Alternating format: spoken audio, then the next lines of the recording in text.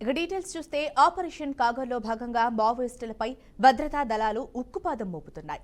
తాజాగా బీజాపూర్ జిల్లాలోని national park అటవీ ప్రాంతంలో మావోయిస్టు అగ్రనేత హిడ్మాతో పాటు చాలా మంది దళ సభ్యులు సమావేశమయ్యారనే సమాచారం అందడంతో భద్రతా బలగాలు కూంబింగ్ నిర్వహించారు. ఈ మేరకు ఛత్తీస్గఢ్ లోకల్ పోలీసులు సాయుధ దళం 7వ బెటాలియన్ సంయుక్తంగా జాయింట్ కూంబింగ్ ఆపరేషన్ నిర్వహించాయి. ఈ క్రమంలోనే ఇరు వర్గాలు ఎదురుపడగా భీకర ఎదురు కాల్పులు జరిగాయి. ఈ ఎన్కౌంటర్లో ఓ మావోయిస్టు మృతి చెందారు. కాల్పులు జరిగిన స్థలంలో మావోయిస్టులు వదిలి వెళ్లిన ఆటోమేటిక్ గన్స్ తో పాటు పేలుడు పదార్థాలను స్వాధీనం చేసుకున్నట్లుగా పోలీసులు వెల్లడించారు.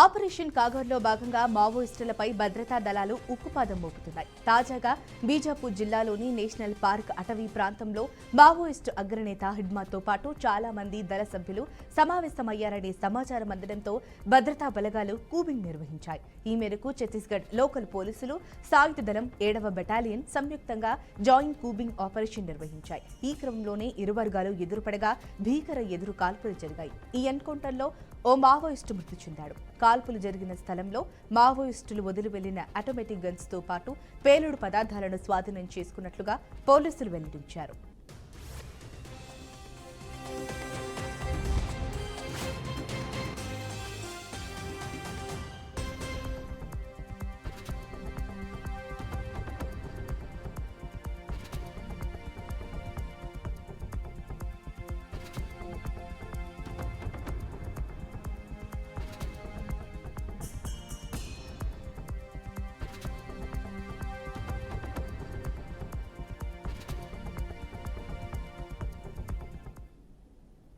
కాంగ్రెస్ సీనియర్ నేత ఎంపీ శశి థరూర్ అమెరికాలో పర్యటిస్తున్నారు.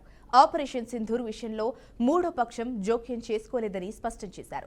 అఖిలపక్ష ప్రతినిధి బృందానికి నాయకత్వం వహిస్తున్నట్లు చెప్పారు. రాహుల్ గాంధీ అన్న నరేంద్ర మోడీ సరెండర్ వ్యాఖ్యలపై స్పందించారు. రెండు దేశాల మధ్య శాంతి నెలకొల్పడంలో అమెరికా జోక్యం ఉందంటూ అప్పటి అమెరికా అధ్యక్షుడు డొనాల్డ్ ట్రంప్ చేసిన వ్యాఖ్యలపై శశి థరూర్ ఆసక్తికర వివరణ ఇచ్చారు. All I can say is that we have enormous respect for the American presidency and the American president.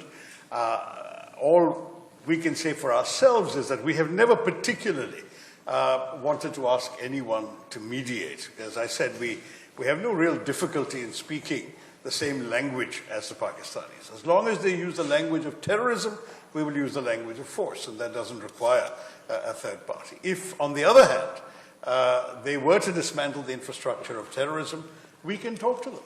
If they take serious actions to show that they want to restore normal relationships with us, we can certainly talk to them again without needing an intermediary. So it's not in any way a negative comment about the goodwill of people. During this conflict, as I said, in any case, India didn't need persuading to stop. No one needed to tell us stop because we were telling them. The moment Pakistan stops, we are prepared to stop. So if they in turn then told the Pakistanis, you better stop because the Indians are willing to stop, and that was what they did, then that's wonderful gesture on their part with vis-a-vis Pakistan, but only Pakistan and they can tell us exactly what happened. With us, all we can say is that we know in our conversations some of these things didn't come up. But I want to say this in a very constructive spirit. We have an enormous respect for the US, and we have a much more important, valuable, strategic partnership with Washington that we wouldn't want to jeopardize. Pakistan ఉగ్రవాదానికి Bharat బాధిత దేశమని కాంగ్రెస్ జాతీయ అధ్యక్షుడు మల్లికార్జున ఖర్గే అన్నారు.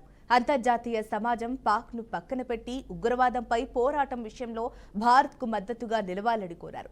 ఉగ్రవాద బాధిత దేశంగా ఉన్న భారత్తో నేరస్థ మనస్తత్వం కలిగిన పాక్ ఏ విధంగానూ సరితూగదన్నారు. అలాగే ఐఎంఎఫ్, ప్రపంచ బ్యాంకు, ఏడీబీ పాక్కు నిధులు ఇస్తే వాటిని భారత్ పైకి ఉగ్రవాదులను పంపేందుకు వినియోగిస్తోందని ఖర్గే ఆరోపించారు.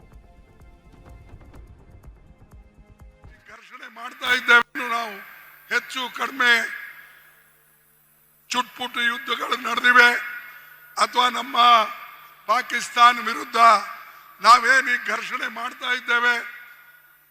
ಪಾಕಿಸ್ತಾನ ಕೆಲಸ ಅಂತೂ ಯಾವಾಗಲೂ ಬರೇ ನಮ್ಮ ಭಾರತ ದೇಶ ನಾವು ಹೆಚ್ಚು ಕಡಿಮೆ ಚುಟ್ಪುಟ್ಟು ಯುದ್ಧಗಳು ನಡೆದಿವೆ ಅಥವಾ ನಮ್ಮ ಪಾಕಿಸ್ತಾನ ವಿರುದ್ಧ ನಾವೇನು ಘರ್ಷಣೆ ಮಾಡ್ತಾ ಇದ್ದೇವೆ. ಪಾಕಿಸ್ತಾನ ಕೆಲಸ ಅಂತೂ ಯಾವಾಗಲೂ ಬರೇ ನಮ್ಮ ಭಾರತ ದೇಶ ನಾವು ಹೆಚ್ಚು ಕಡಿಮೆ ಚುಟ್ಪುಟ್ಟು ಯುದ್ಧಗಳು ನಡೆದಿವೆ ಅಥವಾ ನಮ್ಮ ಪಾಕಿಸ್ತಾನ ವಿರುದ್ಧ ನಾವೇನು ಘರ್ಷಣೆ ಮಾಡ್ತಾ ಇದ್ದೇವೆ. పాకిస్తాన్ ಕೆಲಸ ಅಂತೂ యావాగలు ఇవాళ ఒక్కరోజే కోటి మొక్కలు నాటుతున్నామని ఏపీ సీఎం చంద్రబాబు తెలిపారు. ఈ ఏడాది 5 కోట్ల మొక్కలు నాటాలని లక్ష్యంగా పెట్టుకున్నట్లు వివరించారు.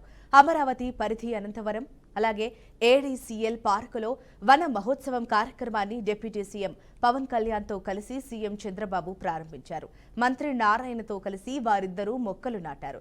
రాష్ట్రంలో అడవులను 37% పెంచాల్సిన అవసరం ఉందన్నారు. వాళ్ళకి అవగాహన ఉండేది కాదు.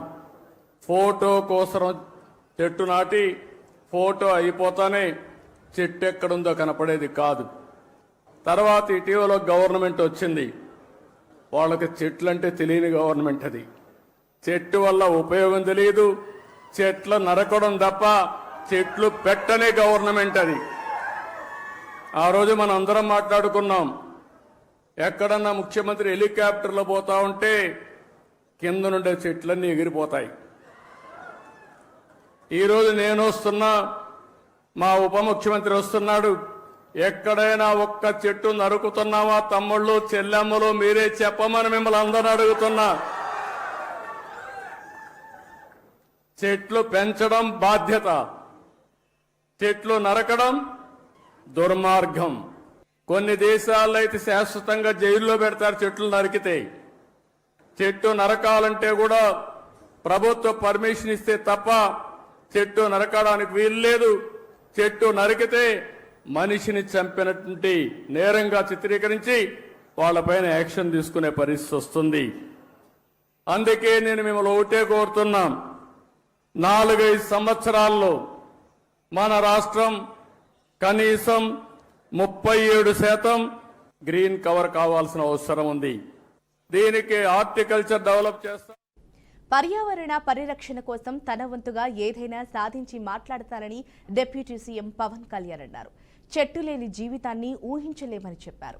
ఒకప్పుడు ఇంటి చిరునామాకు చెట్లే ఆనవాళ్లుగా ఉండేవని, ప్రకృతిని ప్రేమించే వ్యక్తి సీఎంగా ఉండటం సంతోషంగా ఉందన్నారు.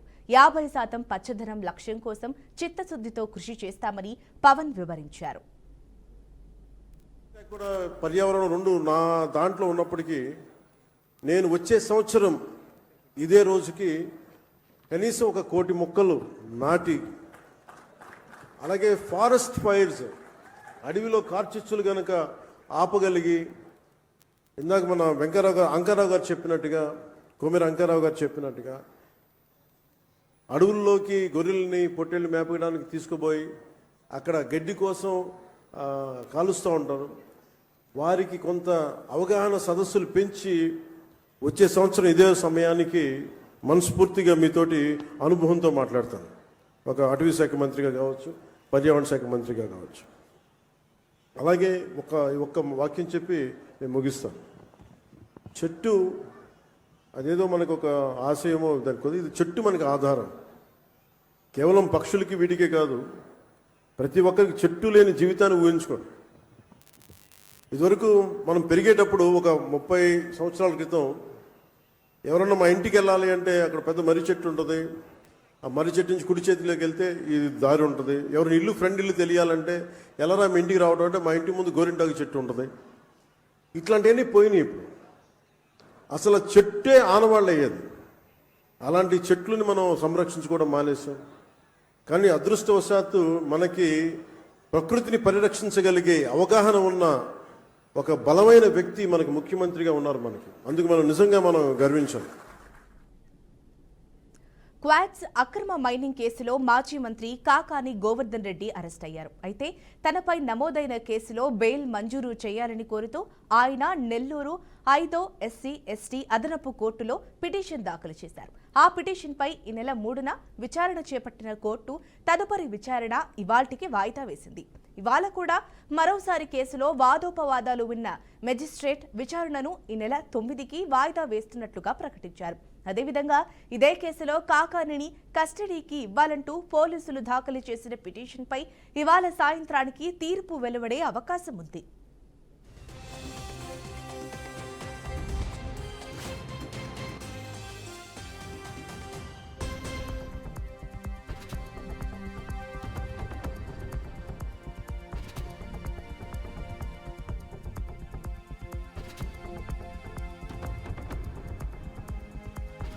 ఇక మాజీ మంత్రి జోగి రమేష్ పై ఎమ్మెల్యే వసంత కృష్ణప్రసాద్ ఘాటు వ్యాఖ్యలు చేశారు. రోడ్డున పోతుంటే ఎన్నో కుక్కలు మురుగుతూ ఉంటాయి, వాటిని పట్టించుకోవాల్సిన అవసరం తమకు లేదన్నారు. రాక్షస సంహారానికి ప్రత్యేకంగా తామంతా దీపావళి జరుపుకుంటున్నామన్నారు. జగన్ రెడ్డి చెంచాలు కుక్కలు పబ్లిసిటీ కోసం మరుస్తూ ఉంటాయని ఎద్దేవా చేశారు. వాళ్ళకి దోచుకోవడం దాచుకోవడం ఈ రెండే తెలుసని విమర్శించారు.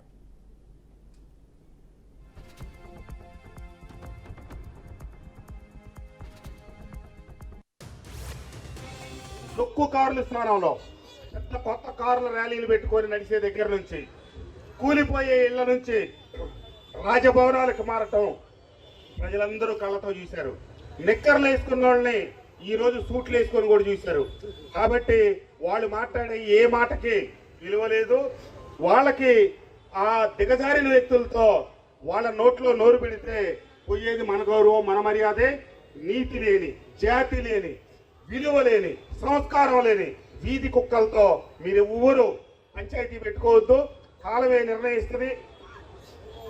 అందరి గురించి ఈ మైలవరం నియోజకవర్గంలో ప్రతి వ్యక్తికి తెలుసు.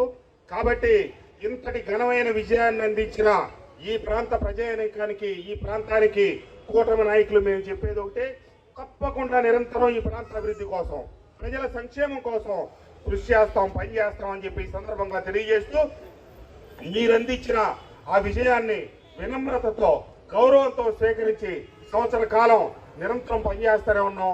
రాబోయే 4 సంవత్సరాల కాలం కూడా అన్ని హామీలు అమలు చేసి అభివృద్ధి పరంగా ముందు పెట్టి, మొన్న బుడమేరు వరదలు వస్తే పోయిన ఆగస్టు సెప్టెంబర్లో ఎవ్వడూ కనపడలా.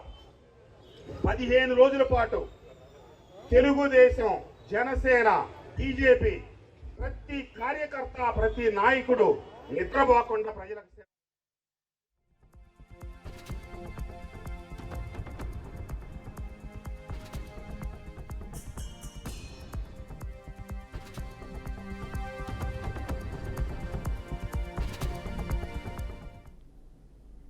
చిత్తూరు జిల్లా వీకోట మండలం మోట్లపల్లిలో విషాదం చోటు చేసుకుంది.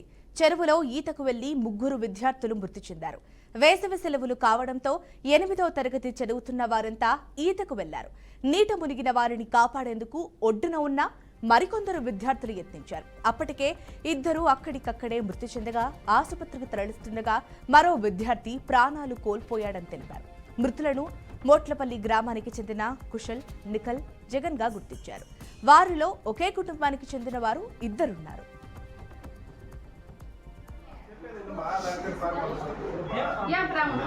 సార్ ఇప్పుడు అక్కడనే చూస్తారు కదా సార్, తీసుకెళ్ళిపోతాం.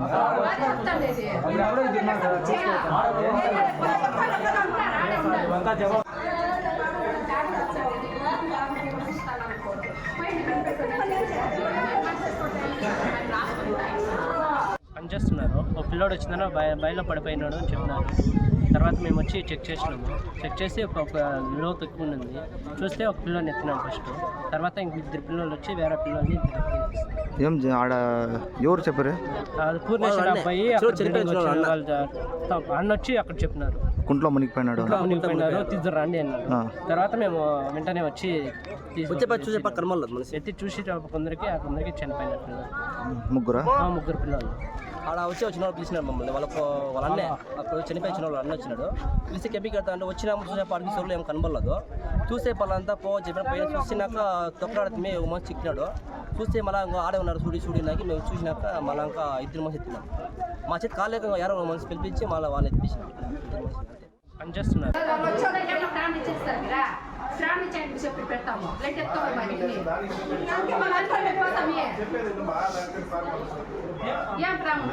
సార్ ఇప్పుడు అక్కడనే చూస్తారు కదా సార్, తీసుకెళ్ళిపోతాం. అప్పుడు ఎవరో ఇది ఉన్నారు కదా, ఇవంతా జవాబు.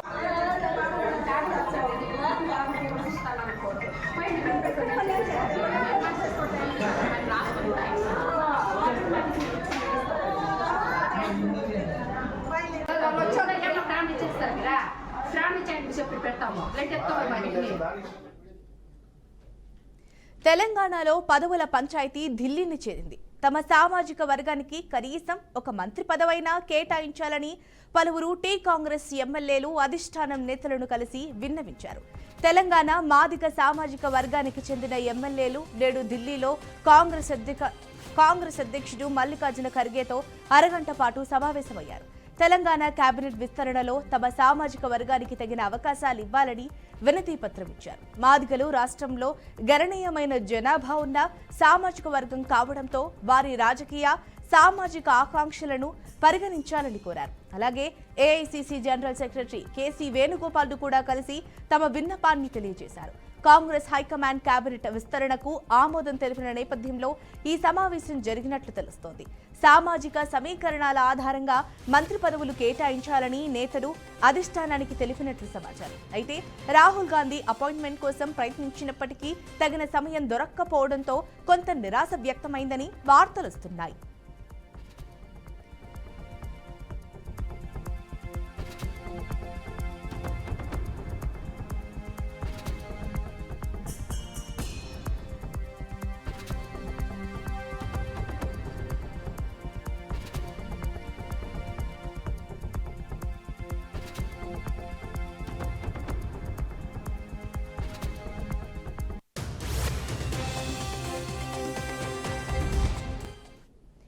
తెలంగాణలో పదవుల పంచాయతీ ఢిల్లీని చేరింది.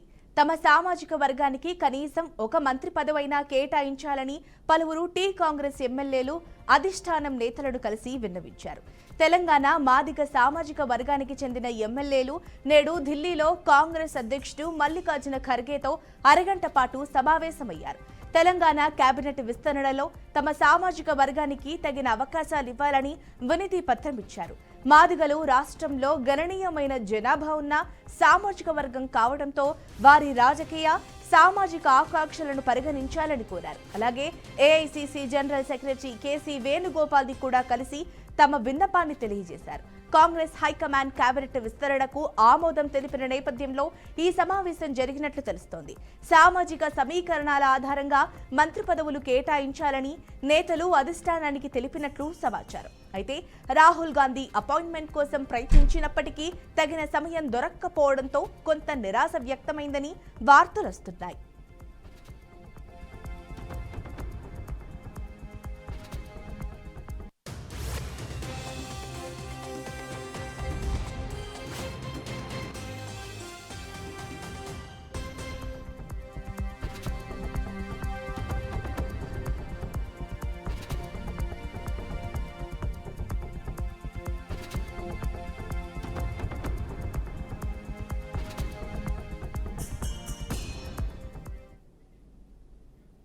సీఎం రేవంత్ రెడ్డి అధ్యక్షతన రాష్ట్ర మంత్రివర్గ సమావేశం జరుగుతుంది.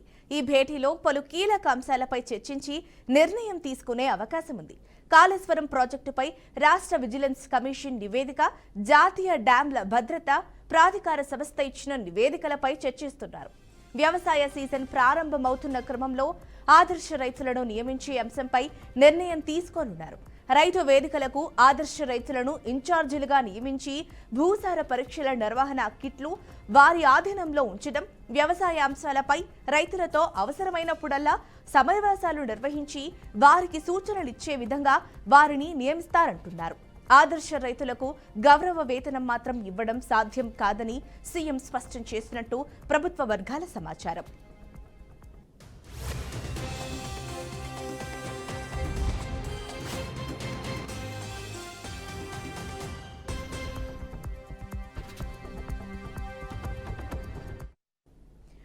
రాజీవ్ యువ వికాసం పథకానికి సంబంధించి ఇటీవల మంత్రులు జిల్లాలో పర్యటించిన సమయంలో వచ్చిన అభిప్రాయాలపై చర్చిస్తున్నారు. పథకం ఎంపికలో ఎలాంటి పారదర్శకత కొనసాగించాలన్న దానిపై చర్చించడంతో పాటు ఈ పథకాన్ని ఎప్పటి నుంచి ప్రారంభించాలన్న దానిపై మంత్రివర్గ స్పష్టత ఇవ్వనున్నట్లుగా తెలుస్తోంది.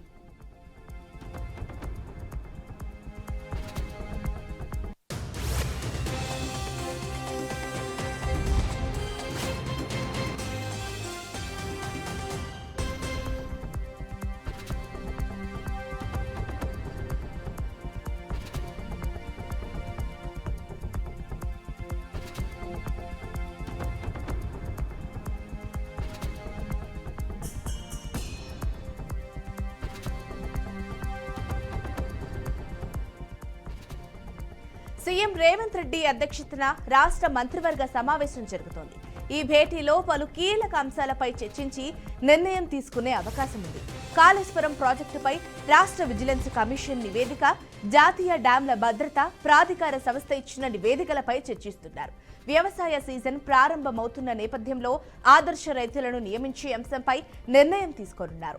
రైతు వేదికలకు ఆదర్శ రైతులను ఇన్ఛార్జీలుగా నియమించి భూసార పరీక్షల నిర్వహణ కిట్లు వారి ఆధీనంలో ఉంచడం, వ్యవసాయ అంశాలపై రైతులతో అవసరమైనప్పుడల్లా సమావేశాలు నిర్వహించి వారికి సూచనలిచ్చే విధంగా వారిని నియమిస్తామంటున్నారు.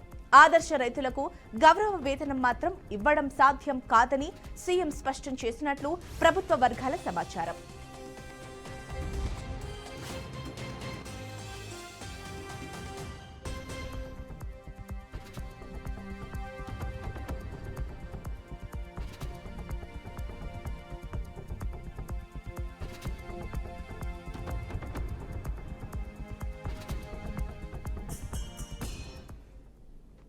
రాజీవ్ యువ వికాసం పథకానికి సంబంధించి ఇటీవల మంత్రులు జిల్లాలో పర్యటించిన సమయంలో వచ్చిన అభిప్రాయాలపై చర్చిస్తున్నారు. పథకం ఎంపికలో ఎలాంటి పారదర్శకత కొనసాగించాలన్న దానిపై చర్చించడంతో పాటు ఈ పథకాన్ని ఎప్పటి నుంచి ప్రారంభించాలన్న దానిపై కూడా మంత్రివర్గం స్పష్టత ఇవ్వనున్నట్లుగా తెలుస్తోంది.